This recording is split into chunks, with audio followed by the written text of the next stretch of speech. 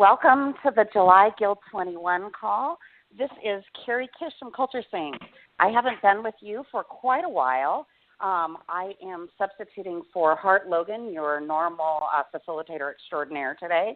She is otherwise occupied. And we have quite a special plan for you today. So it is July, it is the middle of summer, and because of this, you have the B team. Well, we call ourselves the B team. We're going to be here to support you. Farzam is gone. George is on vacation.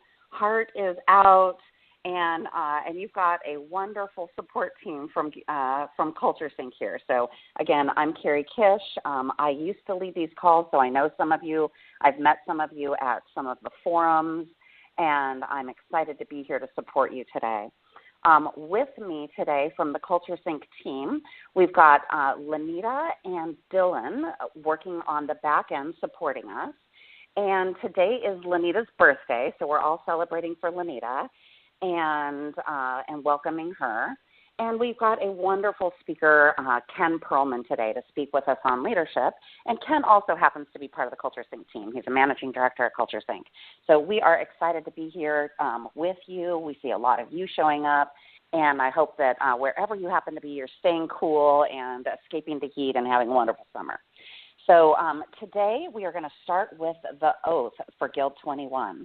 Normally this is read to you by George Avery, but today I'm going to read this just as a reminder and a grounding in what the purpose of these calls are.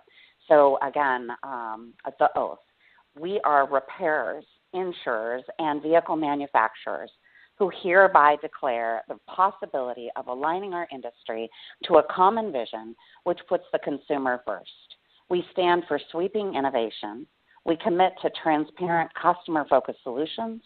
We are accountable to invent a radical new future where safety, efficiency, and a cost-effective process are our guiding principles. Today, we are here on behalf of the industry. Culture Sync has been a huge champion of Guild 21 and of the work that you are doing.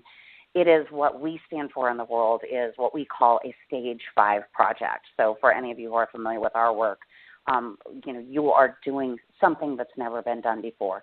You're transcending your individual industries.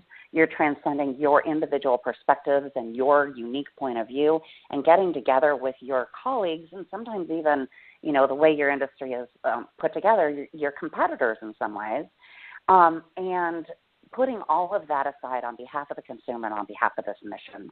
So we see the work you're doing to be incredibly important, and it's why we're here to support this. As we move forward today, there are many ways for you to interact with us. You can look at the slides on screen sharing. You've also gotten the slides as an attachment, so you can be watching the slides along with us today.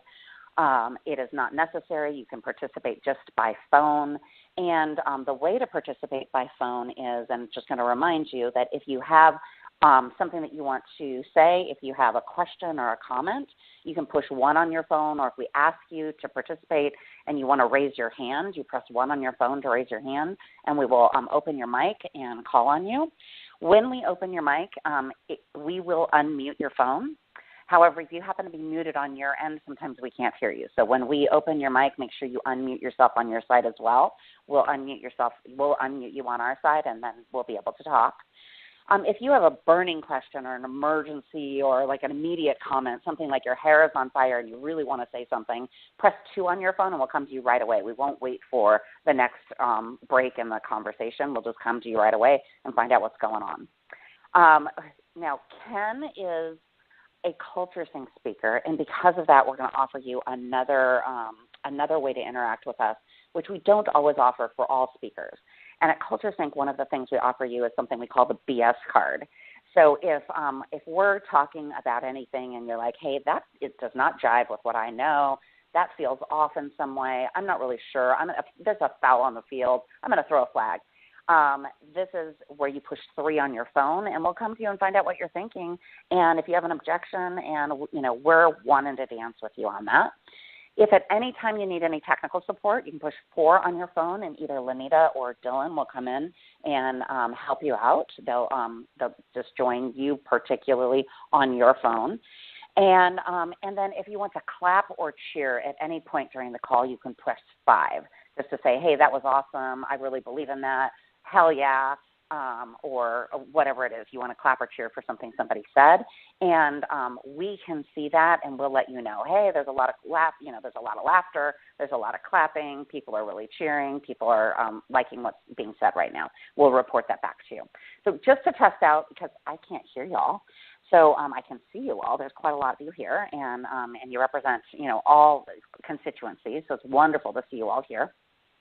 Just to test that you're out there and to get a little interaction, will you please join me in wishing Lenita a happy birthday today by pushing 5 on your phone? So if you want to wish Lenita a happy birthday today, please press 5 on your phone. And there you are. I can see Chuck and Kevin, Felix, Ron, Spencer, Russell, Greg, Carlos, Edwin, Bob, David, Hal, Kevin, Bridget. The whole board is lighting up. So thank you all for participating. I didn't get to name off everybody. There are way too many of you, but it is good to see you. So again, our speaker today is Ken Perlman. Ken Perlman is Managing Director at Culture Sync. He's going to be speaking to us today on leadership topics. And Ken is a professor at USC. He is an expert on leadership and management and as a management consultant. Prior to joining Culture Sync, he also worked for John Kotter from the Harvard Business School, and who has written so much on leadership. So Ken brings us multiple areas of expertise, and Ken's just an all-around good guy. He's personable. He's fun. He is happily married, has 2 beautiful daughters, and they live in Southern California. I know Ken's one of my dearest friends and somebody I'm a huge fan of. I think of Ken looks a little bit like Superman or like Clark Kent.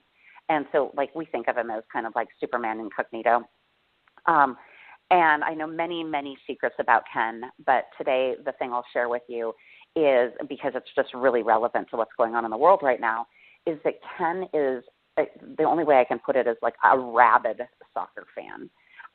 He does not miss the games. He knows everybody. He's got his daughters all about it. And they get up at 5 a.m. to watch games. They're yelling so loud that their neighbors come over to make sure everything's okay. They are really, really wild soccer fans. So with that, a little bit of color on Ken, I'm going to hand it over so he can teach us about leadership today. Ken, you there? I am here. I love the introduction. That was fantastic. Thank you. And as you know me by now, when the neighbors come over to check on us, we're pretty sure they're just trying to get invited to the view party that's been an impromptu set up at 5 in the morning. So yes, we just invite them in and everybody starts watching the game. So I was thrilled to be invited to spend some time with you guys today. For a couple of reasons. Number one, I love the topic. Number two, I've done work with each of the elements that you guys represent. So in my history, in working with Kotter and working at Deloitte and some of the other firms and projects I've done, I've been able to work in automotive with OEMs, on the financial services and insurance side. So being asked to come into this group, it's a great combination for me to be able to pull from my experience and bring that in a way that is useful to each and all of you, from the work I do with our client who does performance parts to replace the OEM builds to having worked with 3M in their automotive division and knowing what they're doing with tape. 7 in the morning, it's cold outside, and they're jazzed up about tape. So it is an honor and a privilege to be here. And I think the work that you're doing is critically important. And a number of years ago, when my wife and I were first married, we had terrible rains in Los Angeles. It was the El Nino rains. And she was going on the 10 freeway, and the car in front of her hit a patch of wet, and then had to do some emergency braking, and ended up spinning around and facing her face to face on the 10 freeway at about 35 miles an hour.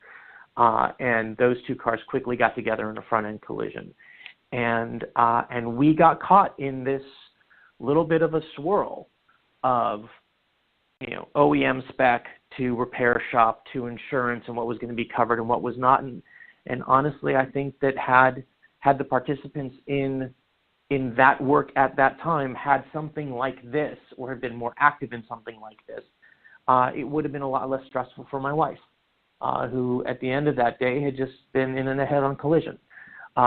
So I think the work you guys do independently and together in this forum is critically important, and personally important. So it is an honor to be here. In terms of the topics we're going to cover, this is sort of a greatest hit. So these are my favorite techniques. I bring them up throughout the course that I teach, which is on organization design and designing for high performance. And these are my favorite tips and tricks because they are easy to get your head around. They are immediately implementable. They are individually things we can choose to do. It's not a big program type thing. And they work. And so this is a subset of topics from a section I call 30 and 30, which is 30 years of experience. These are the 30 minutes of really useful things that if you don't learn anything else from me in the course of a semester, remember these things. So that's the kind of preview of what we're going to cover. And in that, we're going to talk about, we're going to set a ground rule and tell you why that ground rule is important. We're going to talk about what is a leader. There's a definition that we use at Culture Sync that I think it's my favorite definition after having studied this stuff for 30 years. And then just some tactical tips. Number one, we'll talk about going small and what that means. And then number two is going to be flipping the script. So how do we change a situation that we find ourselves in over and over and over again? And then the last part we'll do is we'll do a wrap up. We'll open it up for questions, and we'll see what else you want to talk about. So that's the agenda for our time together. If at any time you want to raise your hand, ask a question, flip it, show a BS card, just hit those 1, 2, or 3 on your phone, and we'll take that as a constructive interruption, and we'll use what you've got to say. All right, let's go ahead and move on. Ready to go, Ken. We've got a little bit of clapping, so they're ready to go. Oh, sweet. All right. So this is just to give you a sense visually who is talking at you. So there's my Clark Kent picture, and then we were asked what was the first car we ever owned, and so I inherited my mom's 1972 Mercedes because she said, as you're learning to drive, if you're going to get hit, I want the other thing to be hurt. Yeah, it works for me. So I missed that car. Anyway, let's go ahead and move on to the next one, please. All right. So we talk about ground rules. And whenever you're in a team or in a group, there are rules of engagement. Whether they're written or discussed or established, there are rules. Sometimes it's unwritten and we call them culture. Sometimes they are written and they're called guidelines.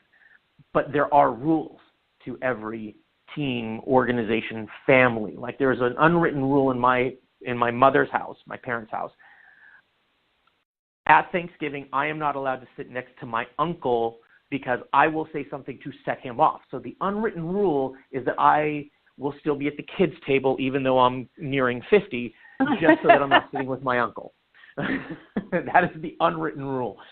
My favorite rule is the Family Feud rule, and so this is Steve Harvey, the host, and I'm gonna tell you this is a particular setting or clip that I use from Family Feud because we're connected and remote. I didn't know how it would play, so I'm just going to explain it to you. So for those of you that don't know Family Feud, Family Feud is a game show where there's two families. They have to guess answers that 100 other people have given answers to this question. And the top 5 answers usually are on the board, and the families have to guess those 5 answers. And it goes one family or another family. Family 1 gets 3 wrong. They lose. It goes to the other family to see if they can get 1 right. If family 1 gets all of them right, they eventually will win that round and eventually get to try for $10,000. I've just done the worst description of Family Feud ever. If you don't know what it is, Google it. So this is an example where one family they have 4 out of the 5 answers on the board already identified. They just need to come up with 1 more. They have 2 strikes against them. And the category is a boy's name that starts with the letter H. And Anthony is the guy who's got to either get this one or gets it. If he gets it wrong, it goes over to the Flowers family and they can steal. And Anthony has had a good 2 minutes to think of this. And he pounds the desk in front of him because he knows he's got a good answer. And he goes, Jose. Now, for those of you that don't know, and I'm pretty sure all of you know, Jose is not spelled with an H. At which point, everyone in the family just kind of has that silent pause of, oh no. And his brother standing next to him is just looking down at the ground going, I am related to a moron. And then the mom starts clapping and says, good answer. And then everybody starts clapping. And I'm fortunate enough to know a producer of Family Feud. And I said, so why do the families clap? Because that's obviously designed. They have to do that. And they said, well, there's 2 reasons. One's a tactical reason. Silence on television is not good for a game show. So we want an answer and a clap. That way the audience will clap as well. If there's silence by the family, the audience won't clap and everything goes quiet, which is not the reaction we want. So more importantly, we're dealing with families here, and we are filming 24 minutes of television in a 90-minute block over the course of 1 day of filming. We do not want to break up a family in 1 day in a 90-minute block for 24 minutes of television. So we tell them to support one another. And whatever they come up with is the best answer they can come up with, and you never know if it's going to be on the board or not, so you might as well cheer. And so I like to invoke this rule that whenever we ask you a question, whenever we ask anyone a question that we think could be broad or uncomfortable or strange or just something where they could be giving a wrong answer, we go, look, Family Feud rules apply. Whatever answer you give us, we're going to say good answer. And if we have to correct you, we'll correct you. If not, we're going to build on what we're going to do. But it's our job to make you sound right in the moment. So Family Feud rule means whatever you tell me is the best you can come up with, and I'm going to honor and respect that. And we will use that later today. So Family Feud rule is a way of creating an environment that is a lot less risky for someone to speak up. And so let's move to the next slide because there's a real reason why this is important. And most recently, Google did some research. And Google has a ton of information, not only about us as consumers, but about their employees. And they went on this project to get the data that says who are the best players and employees in Google so that when we have a mission-critical project, we can pull those people and put them on. And they did this huge data study. And they know everything about the person. They know what project they're on, who their boss is, what their ratings are. They know who they interviewed with. They know what their answers were to each interview question. I mean, they track everything. What school did they go to? What was their GPA in each class? I mean, there's a ton of data they have on each employee. And at the end of this data analysis, they determined that they could not correlate who to how well it went. So there was no direct connection between who they put on a project and whether or not that project would be successful. And being the data scientists they are, they said, so well then what is it? They said, well, we'll have to go and interview people to find out what it is. And what they learned was it wasn't who, it was how, which brings us to the next slide, please. They found there were 5 key elements that separated really high-performing teams from lower-performing teams. And those 5, these are in rank order, so I'm going to start at the bottom. So the 5th most important element is the work had to matter to the person, that they were doing something that was going to create change. Number 4, that the work that they were doing and contributing was meaningful to them and their development. Number 3, they knew what their role was and how that role connected to what other people were doing. The technical term for this is strategic line of sight. I know what I'm responsible for, and I know directly what my part in this does to contribute to the greater good. Then dependability. Does the person I work with, when they say they're going to do something, are they going to do it? Do I trust them? But the most important, and by far the most important, is this idea of psychological safety, which means, do people feel safe taking a risk? And I'm going to explain what they meant by being vulnerable, but are people comfortable taking a risk? If they take a risk and it doesn't pay off, are they punished? Are they punished disproportionately to the consequences it created? If they are wrong about something, will we remind them of that 2 weeks, 2 months, 2 years from now? Is it basically ammunition where that one mistake comes back to bite them time and time again? What's the response by people in the moment? You know, when the brother looks down at the ground and says, I'm related to a moron, as opposed to looking over and going, that's the stupidest thing I've ever heard. Well, if you say that in the response, you won't get a second response, because like, well, I'm not going to put myself up for that. So that idea of psychological safety is, and it's not so much a matter of being vulnerable, it's a matter of, is the environment set up so that I can venture a guess and not be ridiculed? That's what that means. And so the teams that had set this up, where disagreement is a good thing, challenge to understand, anything you contribute in the moment is considered your best answer, and we'll build on it, and we will learn from the things that don't work. The teams that set that up were massively higher performing than the teams where if somebody made a mistake, they were punished disproportionately, or where the leader was more punitive or less forgiving. In those environments, you saw lower performance because people were holding back. They weren't sharing the wild idea. They weren't disagreeing. You saw a lot more groupthink and regression to the average, as opposed to striking out to do something bold and different. And so that idea of making a safe environment is critically important to team function. So if you only remember one thing from today, as a leader, it's kind of your job to make it safe for other people to contribute ideas, or to ask questions, or to challenge how things are. Because if they don't feel safe, they're going to hold back. And we can't say, you should feel more confident coming to talk to me. We have to create it so that they will come talk to us. And that's a leadership responsibility. All right, let me pause there.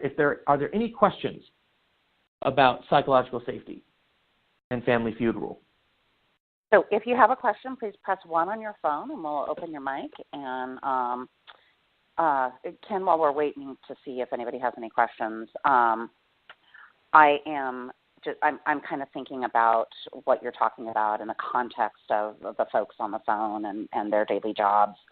And, some of them have the ability to create some safety. Some of them don't. I think we all kind of wonder, like, I know for me, it's like people ask me all the time, well, I don't work in a psychologically safe environment, so what do I do? Do you have any answers for that? Like my environment, it's not safe to make a mistake here. If I make a mistake, I'm going to get fired. Or if we don't repair this vehicle right, people are going to get hurt or injured. Or we can't make mistakes on how we approach repairing the vehicle because we won't get paid. Or we can't make mistakes in how we write up the bid or the repair order because there's not enough psychological safety between the constituencies here. Do you have any advice for people around those kinds of questions? Yeah, and actually, there's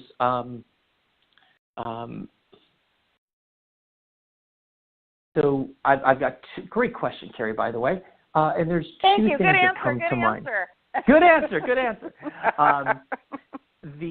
I think there's really two elements of it. Number one, if you are not in what you perceive to be a safe environment, then start small. This actually kind of previews the next part. Start small. Don't kick the door down and go, we're doing this all wrong. Because it's like, oh, okay.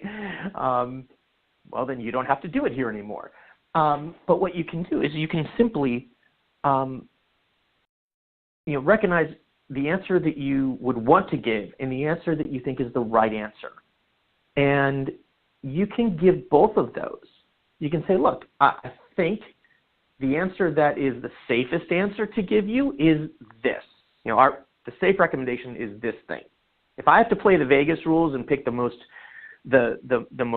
likely outcome, it would be this. If I have some leeway to give you what I think would be the right answer, with a little bit by changing some of the constraints a little bit, in a more perfect world, here's what I think is the more perfect answer. And this is why, and this is what it would take to get there. And so you're dipping your toe in, and you're being respectful, and you're acknowledging that I know there's a right answer here, or an answer that I think is going to be where we end up, but I think we might be able to do a little bit better. Would this be okay to recommend? And now, I think that's really it's a helpful. Conversation.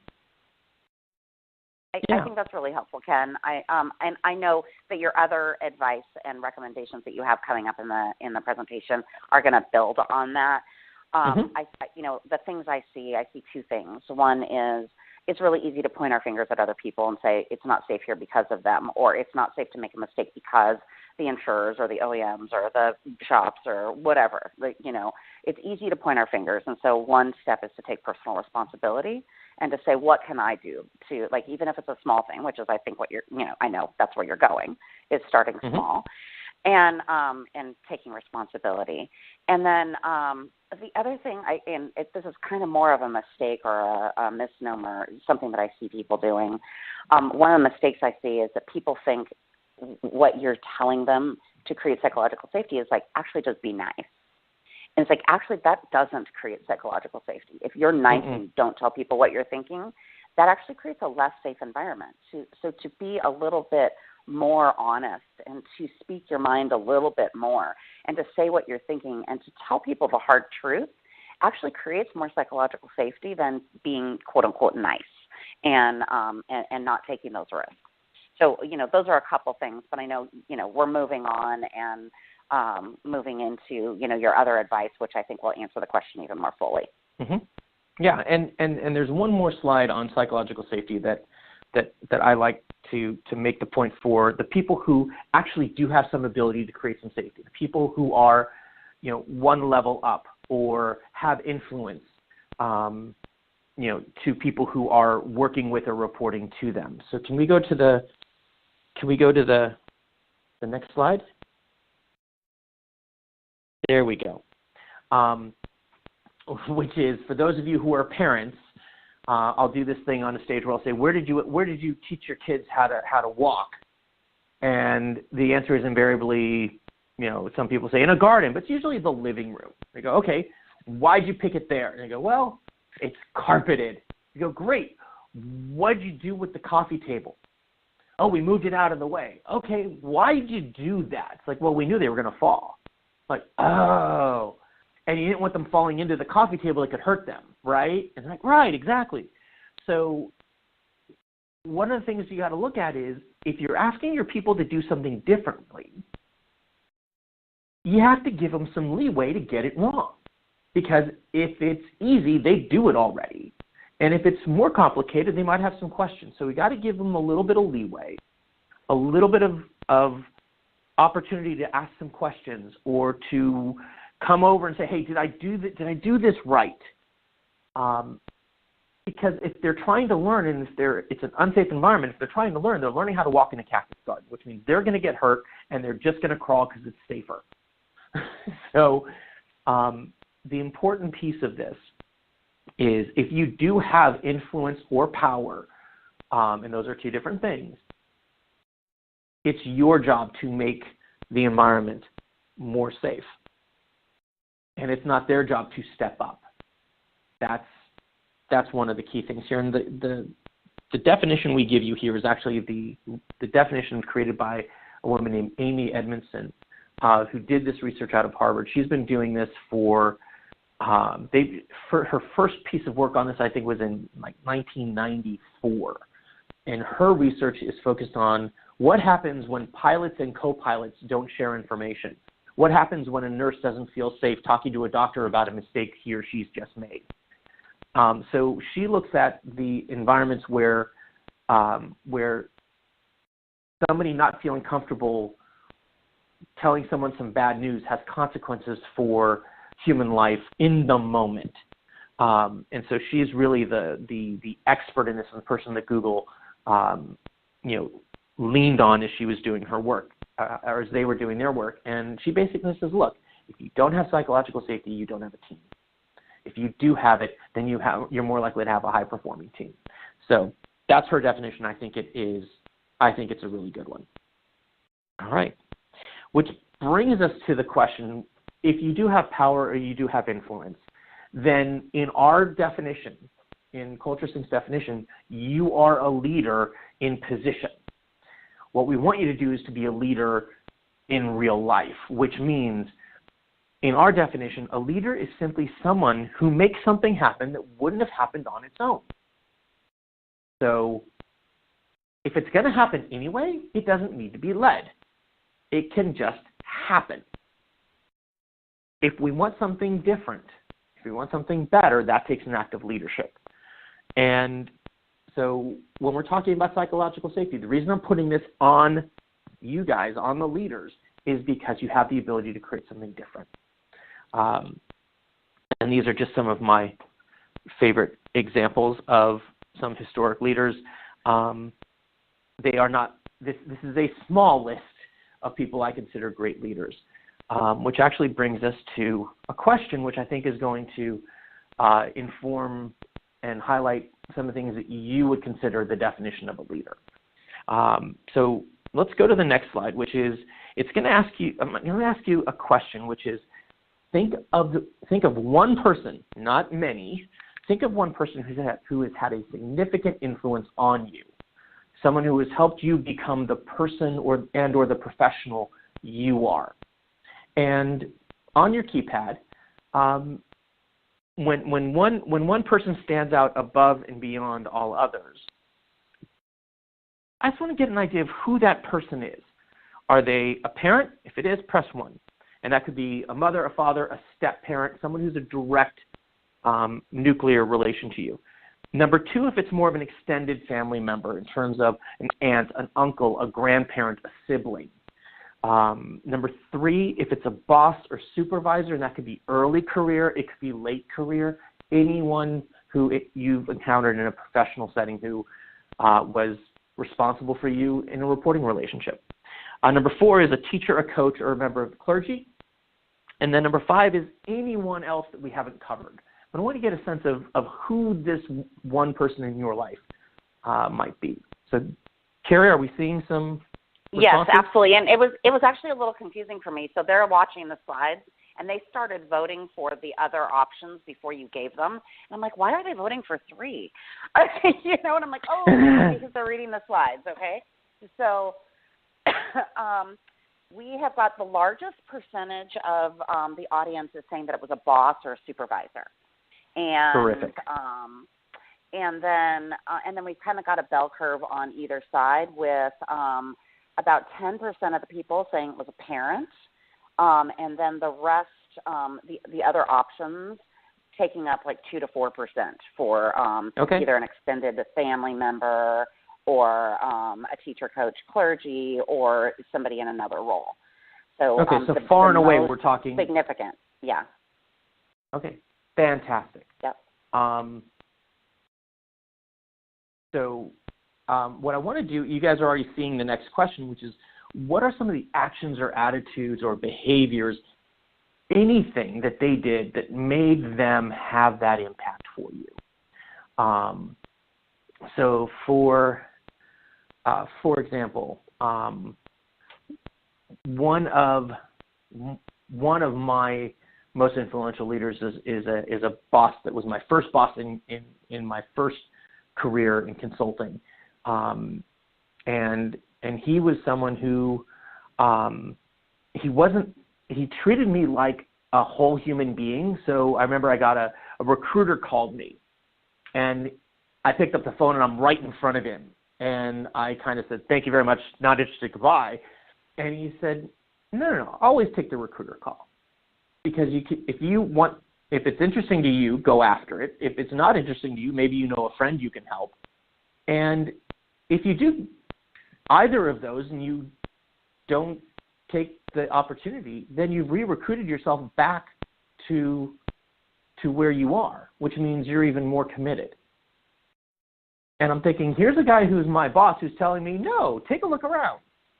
And he's like, look, I'm not in this just because I want you to be a better consultant. I want you to be a better person. And that's what I'm interested in. So he kind of took this whole person approach to me, and it changed how I coached and developed and grew the people who were coming up behind me. So what I'd like to do is invite you, if somebody has a story that they want to share of the person who had the most influence on them, I would love to please raise your hand, and Carrie will... Press 1 on your phone. Yep. Thank you. Yeah. So press 1 on then. your phone, and we can open your mic, and you can tell us, who it was, what the impact they had on you. I personally, mine was an aunt, and the thing she did is she just believed in me and set a really good example for me. So she was a good example, and told me like anything was possible and I could be anything I wanted to be. She's also the person who gave me my first books and gave me my love of reading.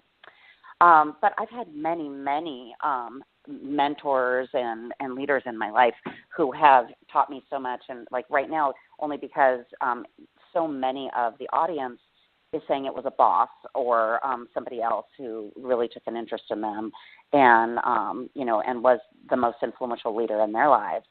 I'm thinking really as our senior partner, Dave Logan at Culture Sync, is somebody who's been like that for me. And one of the ways is by creating opportunity.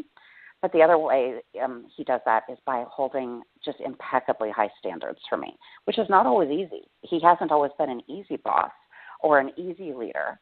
But because of his influence in my life, I'm in the position I'm in as a CEO, as a speaker, as, a consultant and a coach, because of the standard and the expectation he has for me being higher than anybody else in my professional career. So we don't have anybody else who wants to share a story just yet. So let me do this. Yep. So let me do this. 2 things. Number 1, part of my training is to be able to sit in uncomfortable silence longer than my audience. So I do want someone to contribute, and so we'll just wait.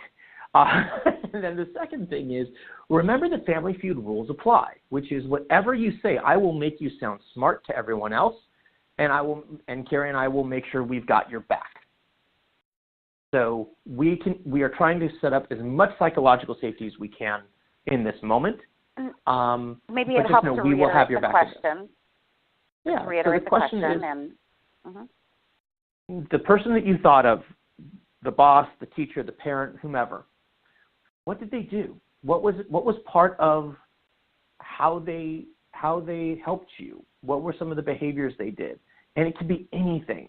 You, Carrie, you mentioned trust. You mentioned setting very high standards. You mentioned gave you books and really developed a love of reading. So it was a gift. It was a giving. That's all we're looking for. And there's no way to get this wrong, because whatever that leader did for you is what's important to you. So there's no way to get this one wrong. Oh, we've got some hands up. They aren't ones, but we're going to open the mics. And Kevin Keating, we have got your mic open. Kevin, can you hear us? We can't hear you just yet. There you are. There you are. Yes, it was an individual who basically took me under his wing and showed me the ropes and got me started in a successful career. Nice. So they kind of showed you how to succeed in what you were doing. Were they kind of a role model? Yeah, absolutely. Okay, terrific. And that's a huge element in being a great leader, setting a standard and demonstrating that for other people. We'll talk about that in a few minutes. So, Kevin, fantastic. Everyone, press 5 for good answer. Got a lot of cheering here. Cheer. We had another. Yay! Thank you. Your colleagues are cheering. Thank you, Kevin. Greg, thank Jeff, you for being the Holly, brave one that gets us started. Chuck, Edwin, Brandon, Peter, Todd, Jack. Lots of people cheering. We did have another hand up, but evidently you intimidated them so much that they disappeared off of the call. See how I create an unsafe environment. Exactly. They're like, oh crap, they're going to call on me. Right. And just notice it took an act of bravery from Kevin, even though I had done as much as I can, not as much as I possibly can, but as much as realistically I can do in a call where I'm a visitor. So Kevin, thank you very much. That was a great answer and a great example.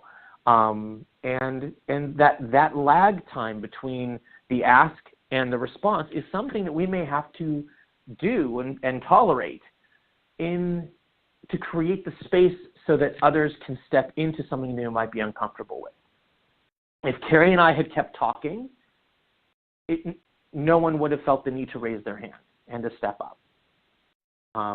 So sometimes part of creating safety and being a good leader is knowing when you have to just stop talking to create some uncomfortable air in order for someone to go, I'll say something. So there you go. Well done. All right. Let's go ahead and move on to our next, please. And so Carrie already warned you about my love for what the world refers to as football, and what we call soccer. I'm a former San Diego Charger fan, so I'm really struggling with who I replaced them with, and so I've looked more globally. But I do want to tell you about this guy in the suit who is being thrown over the heads of, in this case, Barcelona, which his name is Pep Guardiola. He was considered when he was a player one of the best players and one of the most successful players of his day. He was a midfielder, and this guy has, I think he's got 14 trophies as a player plus a gold medal in the Olympics. He then becomes a manager, and he is considered one of the most successful managers and coaches of any manager and coach. He has won in La Liga. He has won in the German Premier League. I mean, this guy is, wherever he goes, good things follow. And when he's asked what's his system, he does a couple of things that are pretty excellent. And he says, number one, he is very clear with his players what it takes to live in the system that he is going to be doing. And so that clarity lets players understand, are they the right fit for this team? Are they willing to do the things that need to be done? So if you are a great scorer like Messi, number 10, he is considered the greatest player of all time. There's this guy who's formerly, there's a Portuguese guy named Ronaldo who is coming up quickly, but Messi's one of the greatest scorers of all time. But he said to Messi, you're a great scorer, but you're going to have to learn how to play defense up in the front in the opponent's space, because everybody on the team is going to need to play defense. Are you willing to do that? And if he had said no, he said, great, there's the door. So he's very clear, and he knows what he needs. He then makes this very complex, fluid game of soccer. Some might call it boring, but there's constant movement in soccer, and he makes things very simple. He breaks it down. So he's got a couple of rules that he would put in place, like the 6-second rule. And what that was when Barcelona would lose the ball to the opposing team, he said, great, you've got 6 seconds to get that ball back. So wherever the ball is, in whatever position you're in, as a team, we've got 6 seconds to get the ball back.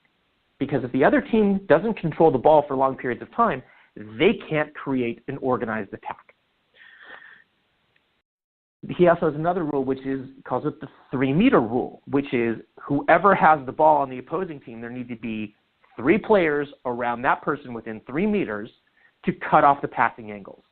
So when you watch Barcelona's team, whenever they don't have the ball, you've got 3 players attacking the opposing team to get the ball back. And he made things that were very complex, very simple. Now, there's layers on this in terms of triggering and all these other techniques he teaches, but the rules are very simple. So when things are very complex, there's a simple rule. It says, look, go get the ball. You have 6 seconds. So if there's a way to deconstruct complexity in your policies, in what you're looking for, in the gray areas, if there's a way to deconstruct the complexity, then deconstruct it. I'm a science fiction nerd, and so we have a set of core values at CultureSync. We have one core value that has kind of risen to the top of our core values, and it kind of takes what Star Trek fans would call the prime directive, which is when all else fails, what's the number one thing we need to attend to? And so that's a way of deconstructing complexity. When all else fails, what's the most important thing? The life, the safety of the customer. When all else fails, what's the most important thing? And then the other thing, and Kevin, you said this in your example, enable excellence. So the boss who you worked with, he set the standard. He set the example. He was a role model. And he said, here's what's expected, and below this level is not tolerated. And so for those of you who know Edelbrock, the performance part manufacturer, I hear story. I mean, I live in Southern California. I hear stories about Vic Edelbrock. And the story I've heard, from a friend of mine who works there, he's like, everybody here who's been here longer than 10 years knows the day that Vic Edelbrock took one of his parts, put it on the table, and just started working it. He worked it for an entire day. And then he hung it up on the wall, and he said, this is what these should look like every time they go out to a customer. And then he walked off into his office. So it's that setting of the standard and then teaching and encouraging and demonstrating and correcting and coaching when they're not quite living up to it. Now, at a certain point, if they haven't lived up to it after a certain number of attempts, then you have to say, do we have the wrong person here? But at first, set the example. Number 2, set the low floor for what's not tolerated. And then number 3, do what you need to do to help everyone live in that band, hopefully closer to the standard.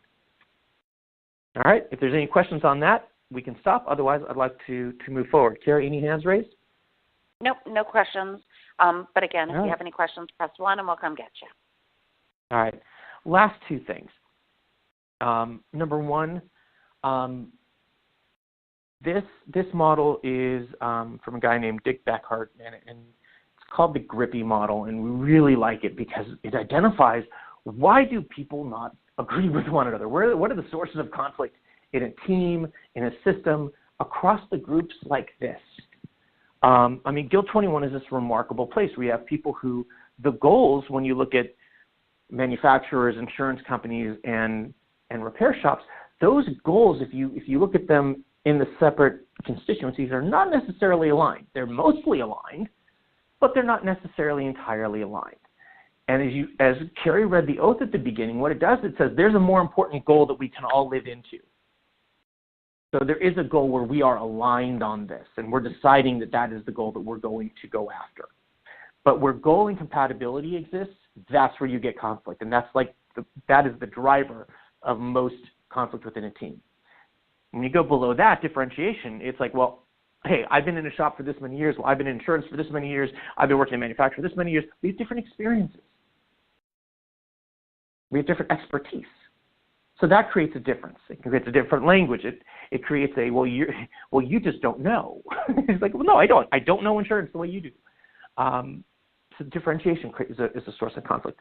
When you don't have to work together, conflict doesn't matter. When you do have to work together, when the task is interdependent, as you guys have it, that can create some conflict. And then limited resources. I have yet to hear a client say, I have too much money, too much time, and too many people trying to help me, so I'm good. So resource constraints create conflict because we're trying to maximize time, get the resources we need. And what I love about Guild 21 is it's a forum to build these interpersonal relationships, which will overcome some of the turbulence when the rest of the elements, the goals, the roles, and the processes aren't as clear as they might need to be. So when you are sitting there arguing with someone, just go, hang on a second. What's the goal we're going after? And I've used this with friends of mine. One is a very strong gun ownership advocate. My other neighbor is a very strong gun control advocate. I'm kind of this middle guy where I am a shooter. I was trained by San Diego PD SWAT in gun safety and marksmanship. I've spent many years at ranges.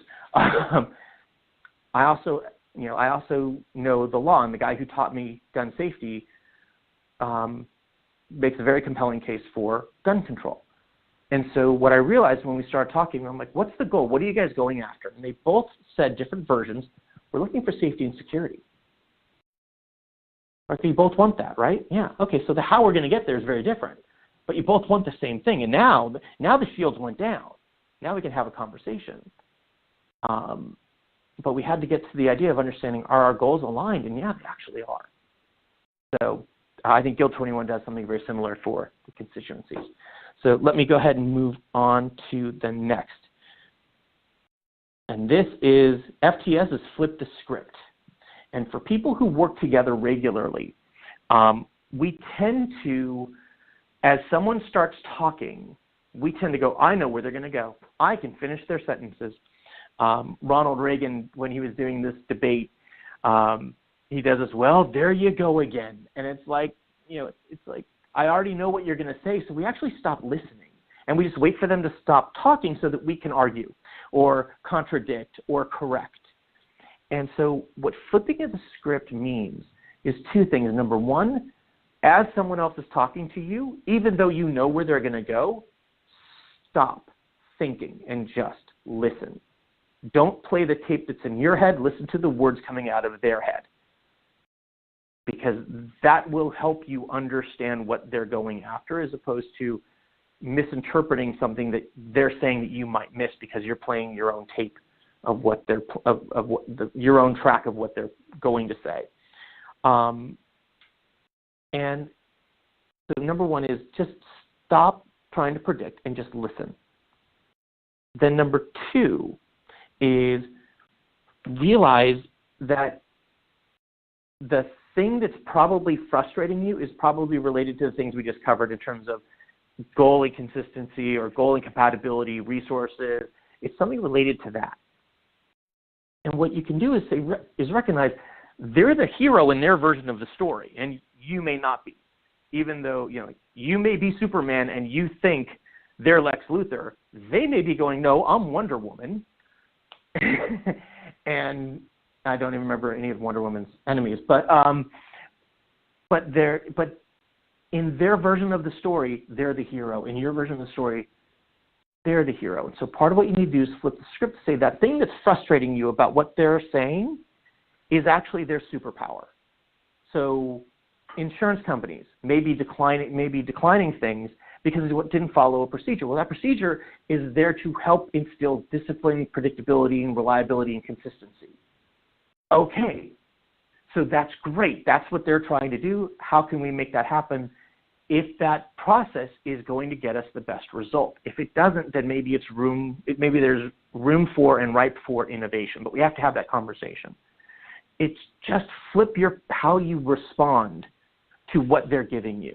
And if you can flip that script, the conversation becomes much different. The questions you ask is different. The questions you ask are different. The points you make are different. The way you recognize and acknowledge what they're trying to do lets them drop their shields. So as you find yourself in these conversations you have all the time with the other partners on these calls, just recognize what they're doing, that may be their superpower, and you need to figure out a way to take advantage of it and to use it, because you're not going to turn Clark Kent into Lex Luthor, because that would be easier for you. So let me stop there and just pause for any questions in the couple of minutes we have left. Okay, so if you've got any questions or comments, we've got a couple of minutes left. Go ahead and press 1 on your phone. We'll open your mic. While you are thinking of questions, I want to remind you that the next Guild 21 call is on Thursday, August 9th at 11 a.m. Pacific, and we look forward to seeing you then. If you have any questions or comments, you've got Ken's contact information at the end of the slide deck. And if you have any speakers or topics that you would like to hear from, please contact Farzam or one of your colleagues at Verifax to give them the idea or the speaker or the topic that you'd like to hear about. Ken, any last-minute comments? There are no questions on the board. Yeah, I've got one thing, and it's this last item here says reconnect with your MIL. The MIL is the most influential leader, and this is something that I've started to do. Mother-in-law. No, that's Millie. No, Mill is the most influential leader, and I've started doing this because I'm getting to the age where many of my most influential leaders are starting to leave this earth, and so we're losing them. And so I've just started calling those people to say, hey, I just want to let you know, we were talking about leadership today, and I was thinking about an influential leader in my life, and I was thinking of you. And the things you did for me, recently or way back when, is you did this, and I just want to thank you for doing it. And number one, I feel great after the call. Number two, they feel great. Oftentimes they go, I can't believe you're calling me. Well, thank you for calling, but it was no big deal. And you're like, no, it was a big deal. And so if you have the chance to do it, make a phone call, shoot them an email, put a Facebook post up, reconnect with them in some way. And if your experience is like mine, where they're no longer with us in body, then I'd give a little thought and a little appreciation that hopefully reaches them wherever they are. I have yet to be surprised and disappointed by the response I get. And so that's my encouragement. And if I was playing professor mode, it would be that's your homework. So thank you guys very much for the time. And Kevin, thank you again for your active leadership and raising your hand. And Ken, thank you so much. Thank you so much for your time today and for sharing your leadership tips, starting small and flipping the script. Very useful, very helpful, creating psychological safety. Again, please join us on the next call, Thursday, August 9th at 11 a.m. Pacific. We look forward to seeing you then. Have a wonderful day and try and stay cool this summer. We'll talk to you soon. Bye.